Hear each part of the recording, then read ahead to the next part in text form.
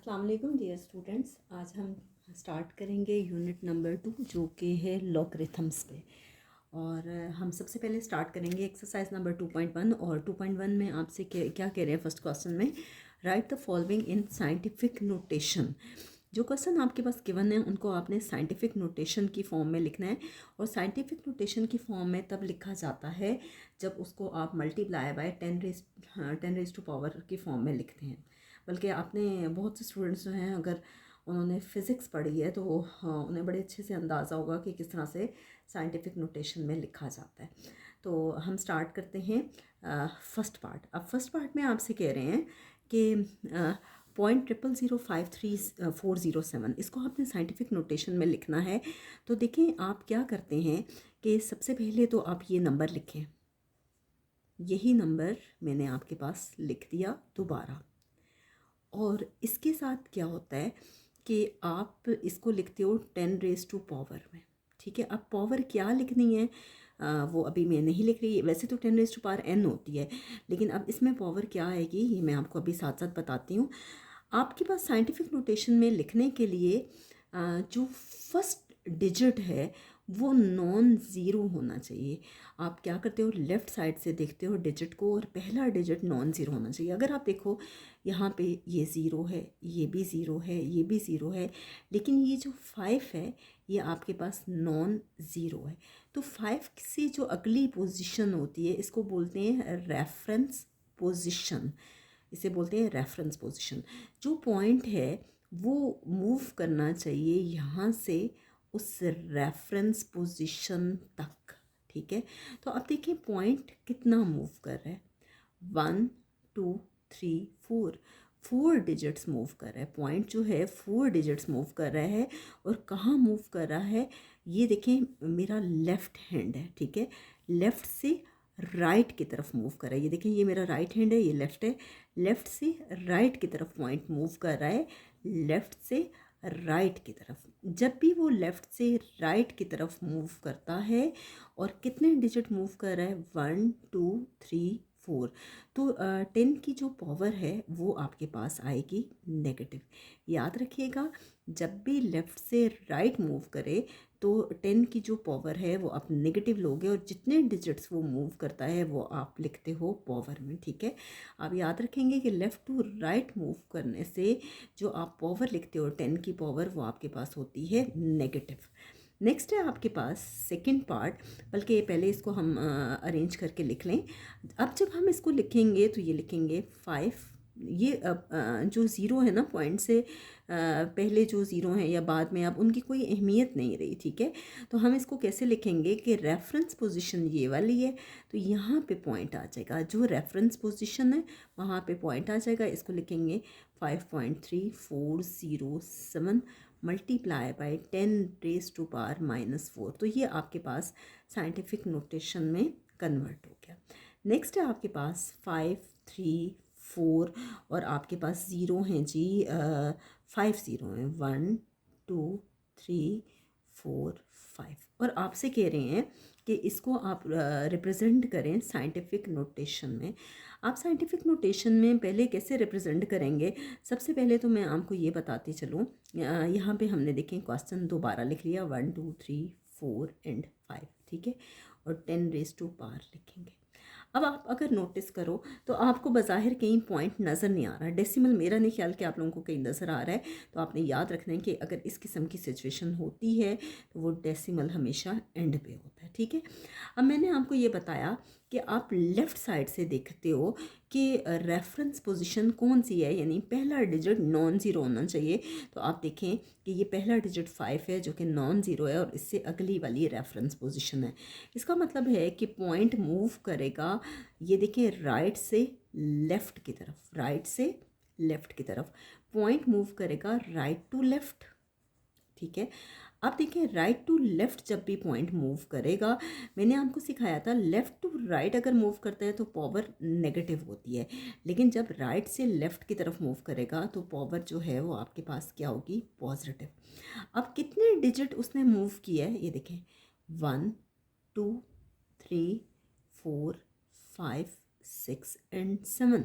7 digit move किया है तो 10 की पावर 7 होगी। आप प्लस अगर साथ नहीं भी लगाते तो कोई इशू नहीं है, क्योंकि जब आप कोई साइन नहीं लगाते तो कॉमन सेंस की बात है कि वो प्लस है। ठीक है, अब देखिए 5 के बाद क्या आ जाएगा, 0.34।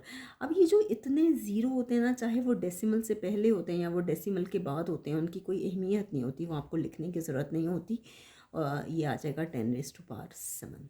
तो फाइनली हमारे पास ये आंसर आ गया सेकंड पार्ट का। नेक्स्ट है आपके पास थर्ड पार्ट।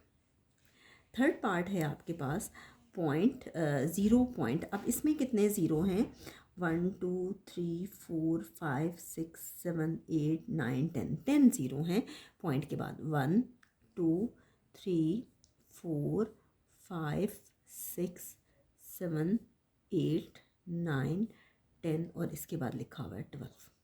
और आपसे कह रहे हैं कि आप क्या करें कि इसको साइंटिफिक नोटेशन में रिप्रेजेंट करें। हम कैसे करेंगे, बिल्कुल ऐसे ही जैसे मैंने आपको पहले सिखाया। पॉइंट के बाद कितने डिजिट्स हैं, 10 ज़ीरो हैं आपके पास, 1 2 3 4 5 6 7 8 9 10 और ये आ गया 12।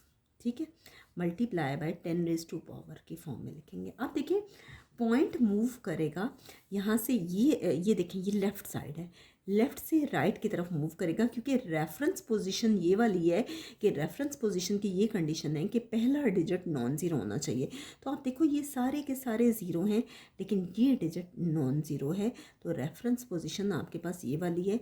पॉइंट यहाँ से मूव करेगा ये यहाँ पे। ठीक है, तो ये 10⁻⁴ क्या आएगा, देखिए पॉइंट लेफ़्ट से राइट की तरफ मूव किया है, ऐसा मैंने हमको फर्स्ट पार्ट करवाया है। लेफ़्ट टू राइट मूव करे अगर, तो पावर जो है वो आपके पास आती है नेगेटिव, 10 की पावर आपके पास नेगेटिव आती है। तो ये देखिए 1 2 3 4 5 6 7 8 9 10 और इसको मिला के 11, यानी 11 डिजिट मूव किया है पॉइंट, तो पावर 11 आएगी और पावर नेगेटिव आएगी क्योंकि लेफ़्ट से राइट की तरफ मूव किया है। तो हम इसको लिख सकते हैं। अब ये जो जितने भी ज़ीरोज़ हैं इनकी कोई अहमियत नहीं है, आप इसको यूँ लिख सकते हो 1.2 इस रेफरेंस पोजीशन पे डेसिमल आ जाएगा, मल्टीप्लाई बाय 10⁻⁻11। ये है आपके पास थर्ड पार्ट। नेक्स्ट है आपके पास फोर्थ पार्ट, और फोर्थ पार्ट को भी आपने साइंटिफिक नोटेशन में रिप्रेजेंट करना है। आपके पास है 2.5326। अब देखिए इसमें तो रेफरेंस पोजीशन पहला डिजिट नॉन ज़ीरो है, रेफरेंस पोजीशन तो है ही नहीं, तो वही वाला पॉइंट जो है वो उसी जगह पे आएगा, वही उसकी रेफरेंस पोजीशन है। तो इसका मतलब है कि पॉइंट कहीं भी मूव नहीं करेगा तो 10 की पावर 0 आ जाएगी। नेक्स्ट है आपके पास write the following in standard notation. Standard notation में इसको कन्वर्ट करना है, और स्टैंडर्ड नोटेशन में देखें ये कैसे कन्वर्ट होगा। आपके पास है 9.067 मल्टीप्लाई बाई 10⁻⁻5।